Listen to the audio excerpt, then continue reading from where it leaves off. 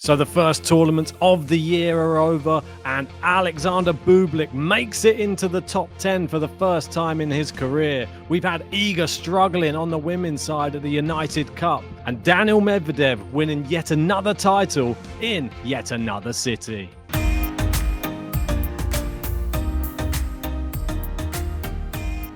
Welcome back, everyone, to another Game to Love podcast.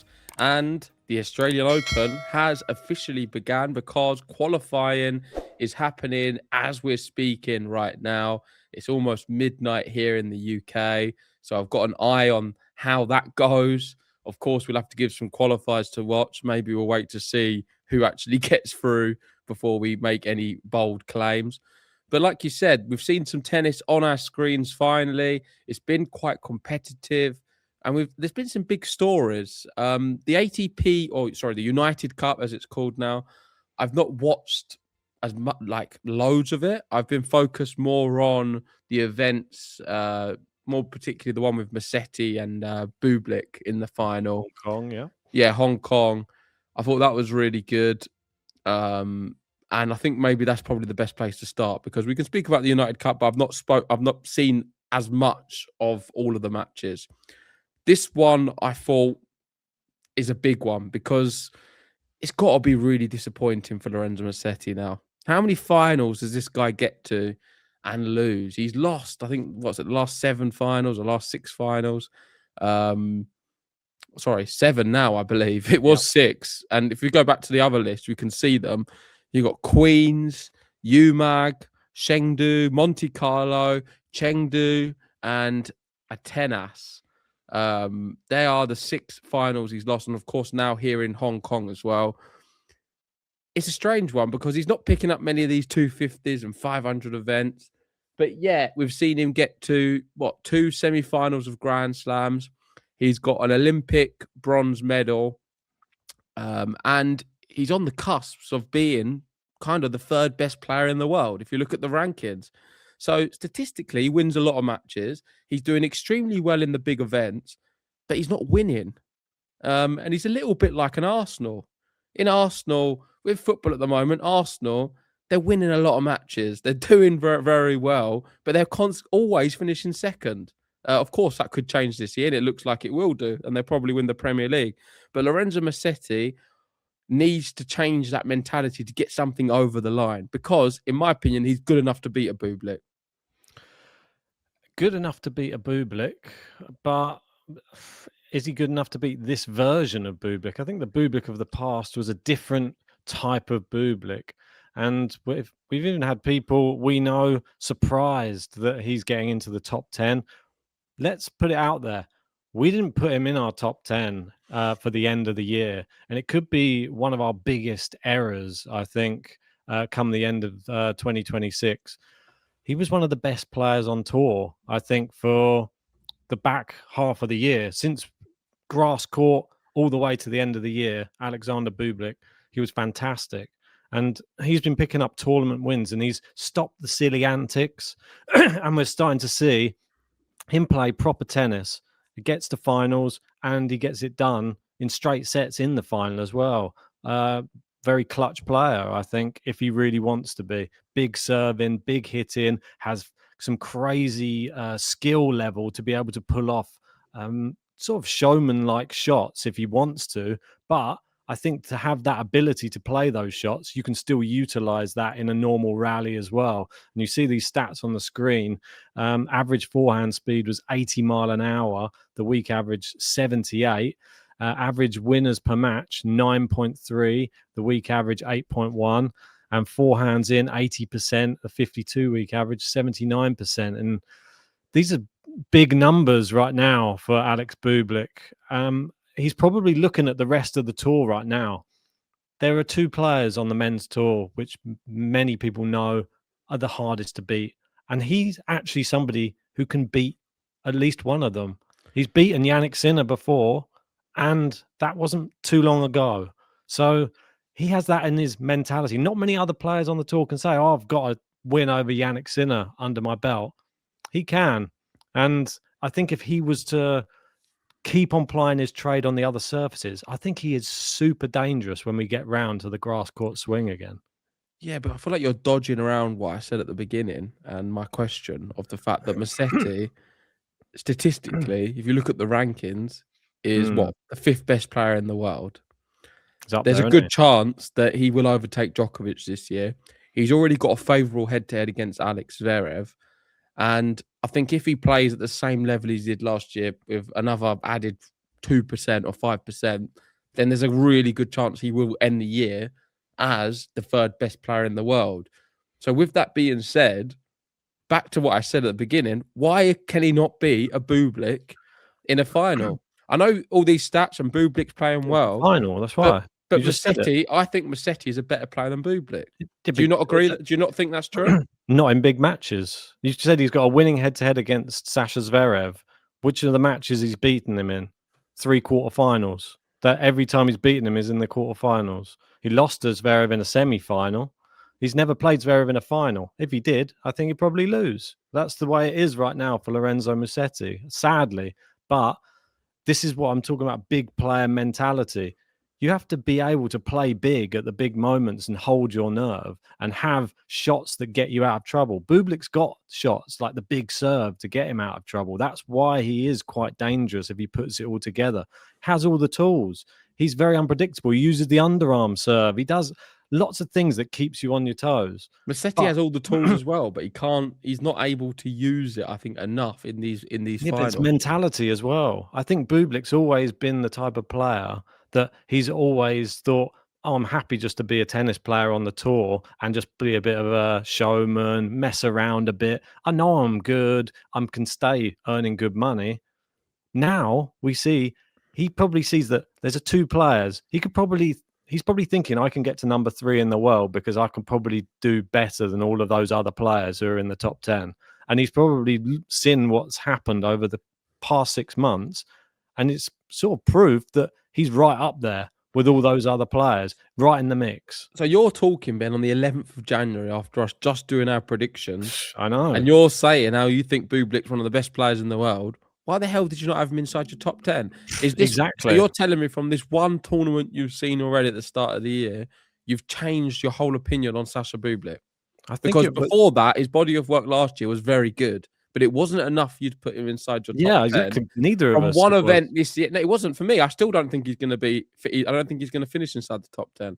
I think he's a fantastic player, but I think I think you're going a little bit overboard with the fact that it's just happened all of a sudden now at the start of the year. I It's think I like missed the Polina trick. Kudermetova. No, I don't think it's going to be. I don't think it is at all. consistently So throughout you're the telling me Polina Kudermetova Obviously, that's won a bad example. five tournaments in the past year to get to that point. It's a bad example. I'm just saying it. He was on the cusp of the top 10 already. So that's why everyone was saying if he continues that form coming in, bear in mind, we're now leaving the indoor hard. We're going on to the outdoor. If he has a good Australian Open, this is going to be insane because he's not bad on even on clay. He's got a pretty good. Yeah, no, he's good. He's good on all surfaces. This is why he's quite. He's a very good player, and I predicted, and I still think the same, that he's going to finish between 10 and 15 in the world. I think he's a fantastic player.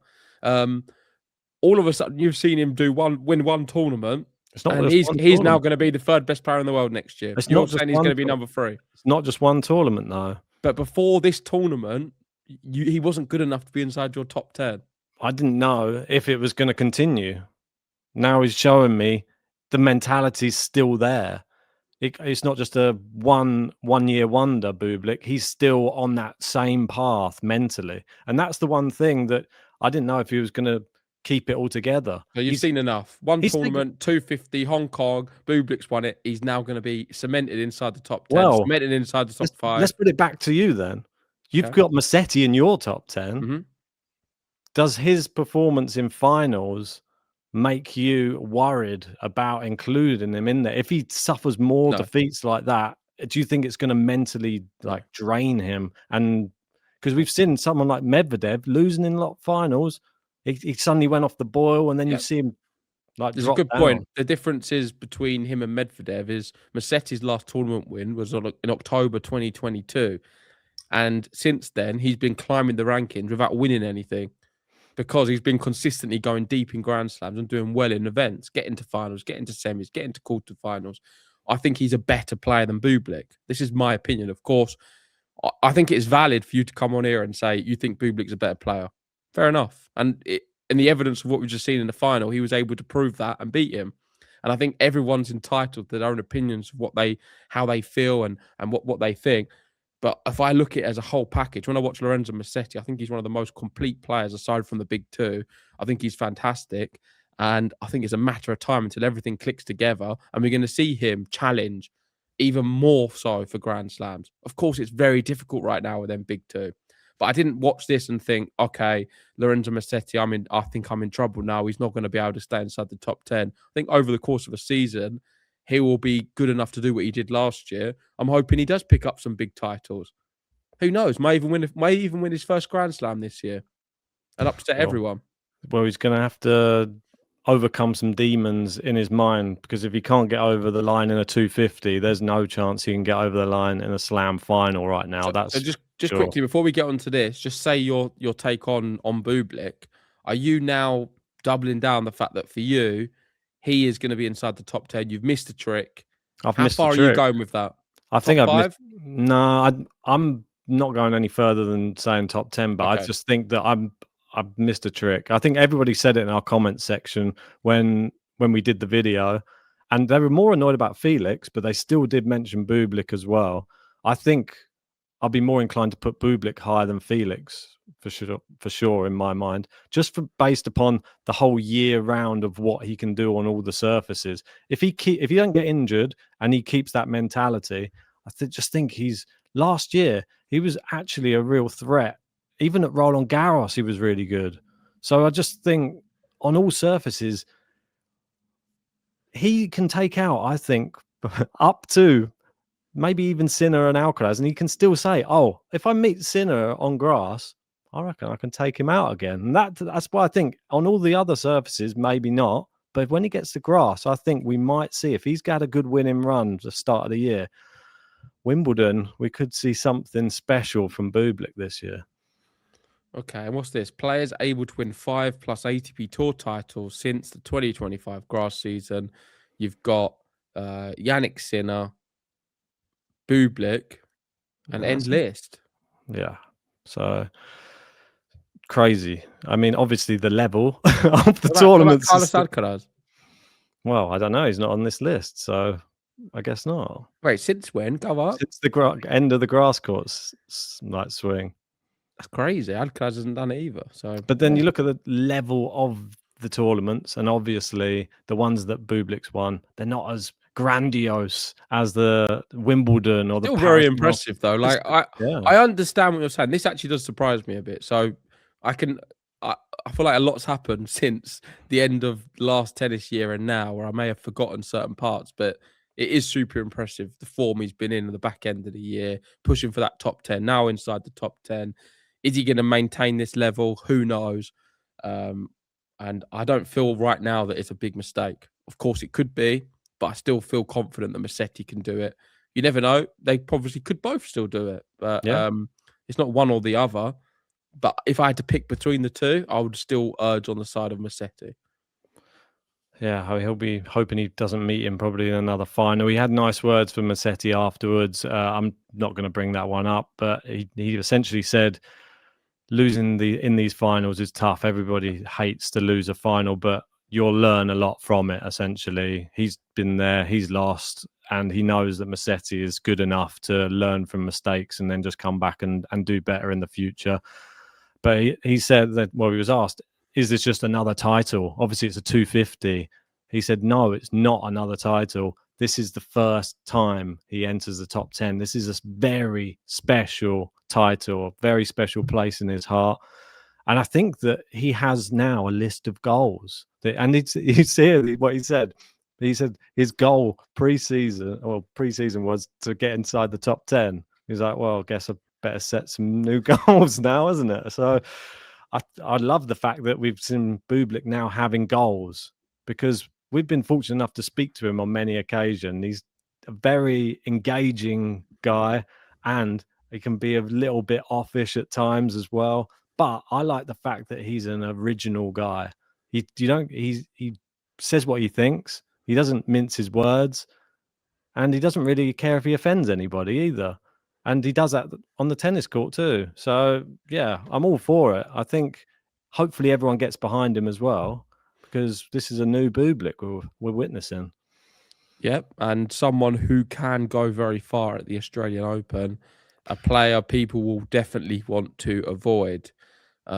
Moving over to someone else, I don't know where you want to go. We could go Daniil, but I want to speak about Svitolina as well, but you can do whatever order you want.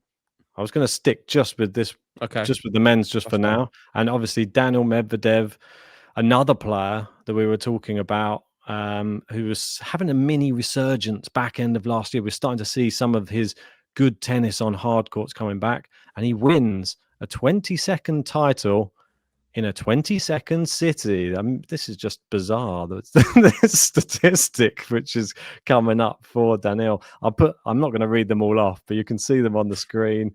He's gone all the way from Sydney all the way down to Brisbane there. So it's quite remarkable. Just weird, isn't it? Mr. Worldwide. It is very, very strange. He's won 22 professional career titles at 22 different tournaments. He's never won the same one twice. One of the most incredible stats in tennis. And I thought there's a funny tweet from Daniil. I don't know if you've seen it. No. It is, "Dear ATP Tour, can you please add more cities? I'm running out." So he's enjoying it. We've both got him inside the top 10, returning to the top 10. I think that was a wise choice. I feel more confident than ever, but you can't read into it in the first week of the tennis season to determine any of these rankings yet. But I'm expecting him to have a good year. Can he forge his way into the battle between Sinner and Alcaraz? Not for me. I can't see that changing anytime soon, based off the level of his performance at the moment, or even last year. But you never say never with him. I think he's a fantastic hardcourt player, one of the best this last sort of 5 years or so with Novak Djokovic, and that's not going to just go away. No, I'm base level in there. Happy to see him back playing well, because he's a character we need on the ATP Tour. It's great to have all of these people who are super nice to each other. We got Sinner and Alcaraz, tennis, table tennis. We've traveled on the same jet together. Oh, look, we've got, exactly. But we like Daniil. We'll kick a camera over, we'll have a moan, and we'll call someone a small cat and all of this type of stuff. And when he's playing well, we love seeing it, because he's entertainment value. And he's the 3rd time runner-up of the Australian Open. Can he go on and win it? I don't see why not. He's been so close twice. Do you put him ahead of Bublik, his chances? I think it would have to be, because come on, after what you've just been saying about Bublik. No, but it would have to be just based upon his record there and how much of a grinder the record there for you is more important than current form. I think so, yeah. I think that when you step on, it's like horses for courses. When you step on that court again, and all of the memories, the muscle memory comes back of how you play at this tournament. I think that Daniil, he comes into his own a little bit, and he knows how to play those courts so well. Just about getting a good draw. Obviously, he's been lower in the rankings of late, so it's going to really be tougher for him to get deeper in the draw. But it's just about when he meets Sinner or Alcaraz, probably. But there are other players probably that can cause him trouble. Maybe Frenchies. Well, talking about horses for courses, I don't know if you've seen Jannik Sinner and Carlos Alcaraz touring the world together, best of friends. Some would say a very soft rivalry between the two best players in the world. They seem to love each other. They're sharing the private jet. They've come from Korea over to Australia. It's nice, isn't it? And back to the horses for courses bit, you've got Carlos Alcaraz practicing on Rod Laver already, on the centre court, playing some tennis. I'm not sure who he's even playing with, but looking good, and he's getting ready to try and win the elusive Australian Open. But what do you make of all of this whole Jannik Sinner, Carlos Alcaraz. And I don't know if you caught any of the match between the two of them. I did not catch any of the match. For me, they're just flying around, just having exhibitions, this type of thing.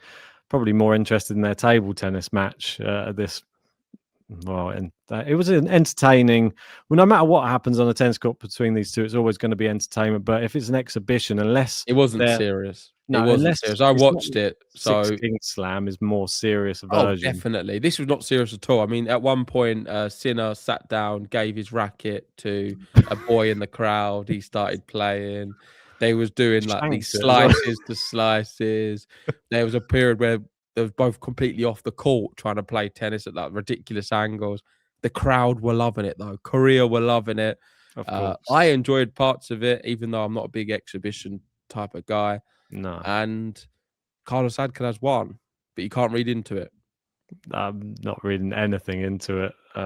For me, it means absolutely nothing coming in to this Australian Open. Obviously, Jannik Sinner is going to be the massive favourite coming into this tournament.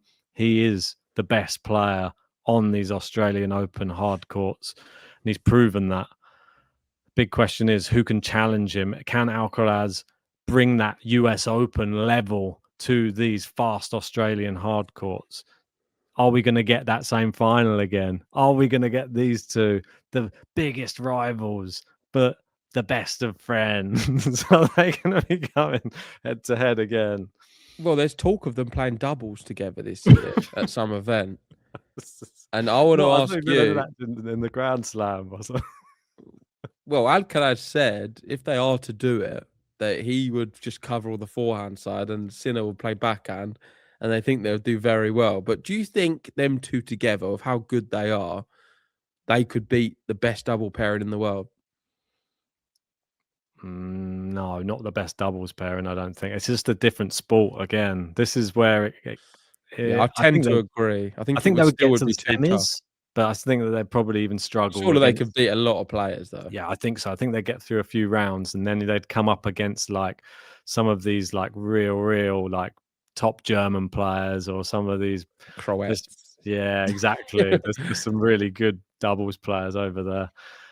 I think they would struggle, but they would be entertainment value. And I don't think it would be like your normal style of doubles that you would ever watch. It would be Alcaraz scampering around, doing like some weird like tweeners from the back of the court, Sinner hitting some massive forehand drives, but probably less cohesion from a doubles format standpoint. Well, you're saying that some German pair, and actually the Brits are the best doubles players in the world. You've got Lloyd Glasspool as number one in the doubles rankings, Julian Cash number two, Heliveira, Henry Patton, Zabalos, Granolas, Arevalo, Pavic, Skupski, and Joe Salisbury make up the top 10. A lot of British players in there. So you should probably be flying the flag for Britain more than what you are when you've got, 5 of the top 10 all coming from Great Britain. Yeah, shame we don't have that in the singles, isn't it? Why are we also good at doubles? Jamie Murray, another good doubles player we used to have. But yeah, sadly, all of those players you've just listed don't have brothers like Andy Murray that are playing in the men's singles. Where do you want to move to next? I know you're talking about Svitolina, so should we move over there? Yeah, for sure. I've sent you a tweet. It's quite a nice one because it is about the Monfils family winning back-to-back Auckland titles. Monfils won here in 2025. Svitolina won in 2026. And the tweet says, keeping it in the family. Svitolina, the reason I wanted to raise it is because she is someone who, as an active tennis player, there's not many players who have won as many titles as what she has. She's been very dominant, and she's one of the best players in the world. Neither of us had her inside the top 10. That could be a mistake if she's consistent throughout the season. Yeah. But what a great start for her to be winning a title just like that. And I think she is someone who can make the top 10. I feel like this one could be a mistake on my part because I'm having a feeling that she's going to be consistent and do some really good things. And a dark horse for the Australian Open.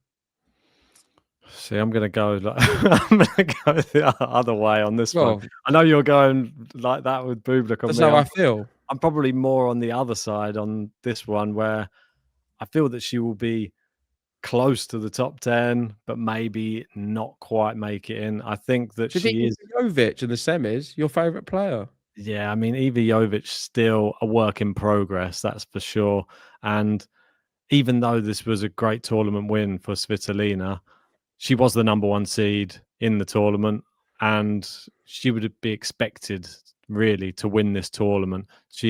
Who did she beat on the way through? She nearly came a cropper against Cartal. That's one player that we could have missed a trick on for this year as well. She's a Because good player though, yeah. Cartal last year, she really shone.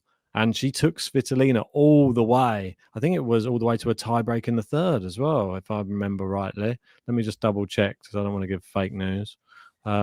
It was, yeah. She's 7-5 in the tiebreak in the third for Svitolina. Crazy. So Cartal was right there with the champion in Auckland. That's another one I was thinking at the time. Maybe that's somebody who's going to have another like growing year like they had in 2025. Svitolina, for me, I think she's always going to be there or thereabouts. She can always make round about 4th rounds in slams, that type of thing. But I don't see her making the top 10 this year. I think that there are a lot of good young players as well coming through, and it is a long season. Well, in finals, she's the opposite to Musetti. She's now played 23 finals and she's won 19 of them, only Wow, losing 4 finals, that's amazing. which puts her as the 4th most titles among active players on the WTA Tour. So Venus Williams, number 1 with 49. She is still active. She's even played a match in 2026. Iga's got 25 titles. In third, you've got Sabalenka and Azarenka with 21 apiece. And then Svitolina, number 4, with 19 titles. She's only 2 away from Sabalenka. It's incredible, really. Just somebody who's done so well after coming back, after obviously having a child and coming back onto the tour. We've spoken about Bencic as well, another person who's got back in the winning way of playing tennis.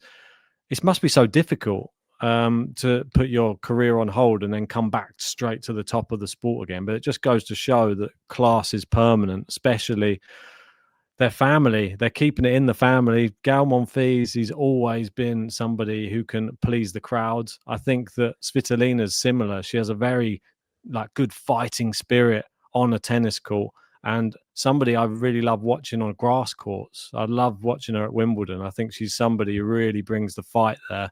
I'd love to see her do well this year at Wimbledon. That's a long way off. We got Australian Open first. And talking obviously about, she's obviously from the Ukraine. We had another Ukrainian, and I think I've done a U. Marta Kostyuk, last year in my top 10, didn't make it. And look how she starts this year.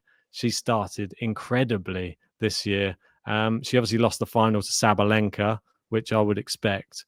But she bageled Pegula in one of these. She beat Pegula in under an hour, 6-love, 6-3 against Pegula, which is insane. Just goes to show Kostyuk is in great form, and she's actually a really good player. I think that maybe I was a year too early. She is good, and she could do it. But I don't feel like I've made a mistake there. I think she will fall just outside. But Sabalenka, like tradition, really always wins her first tournament of the year. She's done it again in 2026. Will be the favourite for the Australian Open. Yes. Who knows? Let's wait for the draw, and then we'll make our decision if we think she's going to win. Yeah, they had to, handle the tense ceremony as well, with this obviously being Kostyuk versus Sabalenka from Belarus. And Kostyuk spoke about Ukraine, obviously, in the post-match speech, playing every day with pain in her heart.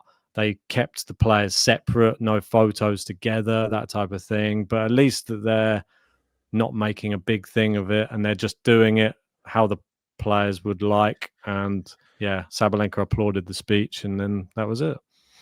Yeah, exactly that.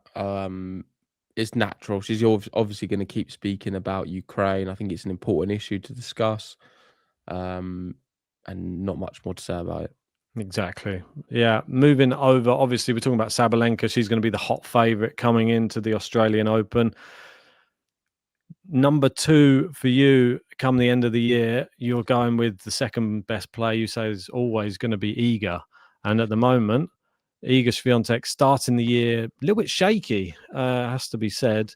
And did you send me this one? Iga Swiatek completed losses in her career after winning the first set since 2019, and there's 18 of them. And Bencic was the latest one. So she came a cropper against Belinda Bencic at the United Cup. Coco Gauff defeated her also at the United Cup as well. She suffered a few defeats quite early in the season, which is a little bit out of sorts. Maybe she just takes her a little bit of time to get going. But I just think it's the manner of the defeats as well. She obviously got bageled in one set by Belinda Bencic, which is a bit worrying because I thought Bencic was someone she normally, took apart quite easily. And Goff beat her 6-4, 6-2, quite comfortable as well. She actually lost in preseason to Jin Wang, the finalist in Auckland as well. But that was an exhibition. But yeah, some odd results for Iga right now.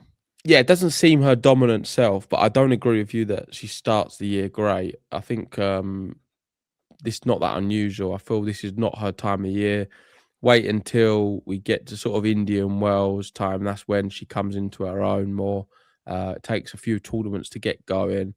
So I'm not so worried about how her season's going to fare based off these matches. But the manner of the defeats, I agree with you, is strange. Losing to Bencic and getting bageled in that second set is crazy. You don't see Iga do that kind of thing. I can't comment on it a lot because, like I said at the beginning, I've not watched so much of the United Cup. So I'm not sure if there's any injuries or anything because I'm looking at that scoreline and it does seem strange for her to be losing in that way. She lost to Coco Gauff the day before in straights. I think a big indication of where her level is at is going to be at the Australian Open. And then I'll be able to judge her a little bit more. I think it's interesting, this tweet I saw. It was from Alex Bublik saying, Iga's game is in a weird state where opponents have started to drastically target her weaker forehand side with lots of success. Will be interesting to follow throughout the year. Just 2 winners. And once she misses, it's 90% her forehand side. So all the errors people are starting to spot are coming from Iga's forehand, which seems crazy because it was such a dominant part of her game, stepping in, hitting those winners. But they're attacking to the forehand, and the errors are coming from Iga's forehand, it would appear. And that's what Coco Gauff was doing. Used to be Coco Gauff's forehand that was the problem, and now it seems. And we're talking about manners of defeats. I don't want people to think that you're just getting on Iga's back. You're always just harsh on Iga. You've got a finish at number 4, that type of thing. But when we see her lose, we don't really ever see her lose. We didn't used to see her lose like dramatically, but we see some of these losses at the back end of last year. She got bageled in the final set against Emma Navarro, somebody for me who she should be beating quite comfortably. Then she got beaten 6-1, 6-2 in Wuhan. That was weird. I remember that one, yeah. Yeah, by Paolini. Dominant. I think I famously said he's got no chance. She doesn't like playing Iga, which she didn't. She'd never beaten her, I don't think, until destroyed her, though. And we didn't ever see it. We've not been seeing these type of bagels or breadsticks. Iga's receiving them. And then hit Rebecca at the tour finals. She lost 6-1, 6-love in the final 2 sets to Rebecca as well. It is weird, but I'm not that shocked about her losing to Rebecca. I don't know. I just feel that the manner, maybe. It is strange. She seems to be capitulating at the back end of sets. I'm not sure if it's mentality, her not giving that same level of fight. I think for someone like her, when it's always been so easy and so dominant, maybe she's not that good when it's not going her way. In a little bit of adversity, we're not seeing the same level of player. And she's going to have to change that because for me, it's not a level problem. It's a mentality, and she needs to change psychologically her approach and that willpower to keep going and keep providing her best level despite things not going her way. And I don't think we're seeing that. I think we're seeing her down tools when the going gets tough. But I need to watch more of her to be able to have a fairer opinion. The one thing I would say is, all in all, it was a very positive week for her because she ended up winning the United Cup. taking the title for Poland. Hubie Hurkacz was influential in all of that. He's been phenomenal. Crazy. I think he's rising through the rankings, like up to 50 now or something. Yeah. I mean, he deserves to be. I mean, have we missed another trick? Well, that's what I'm saying, Ben. That's why it's too early to say. There's so many players you could make a claim for the top 10, and it's not going to be decided on the 11th of January. No, I agree. But yeah, Poland, really big for them. And I just wanted to say, I think it was special, the fact that Poland haven't won this right before. No, I don't think so. No. And it's nice that it's come as like a little bit of a tribute for Damien. Of course, Damien, who sadly passed away recently, who was from Poland. He would have been so pleased about this news. And I think this was just, for me, like a really nice, because I don't think it's such a big tournament to win, but I think it was a nice gesture and a tribute to him. Yeah, it's definitely very fitting, that's for sure. And Iga's bad results doesn't matter. He still won the tournament. And like you say, we got the whole rest of 2026 to become good again. But I think that's where we will wrap it up. Please let us know in the comments section your thoughts about these first winners of the year. Bublik entering the top 10. Daniil winning in every single city in the world, it seems. And all of the other stories too. He's not won in London though, is he? Not yet. I think so. You have to win Wimbledon. Maybe. Right, thanks for watching. If you haven't already, hit the like button, subscribe if you're new, and we'll see you very soon for Australian Open action.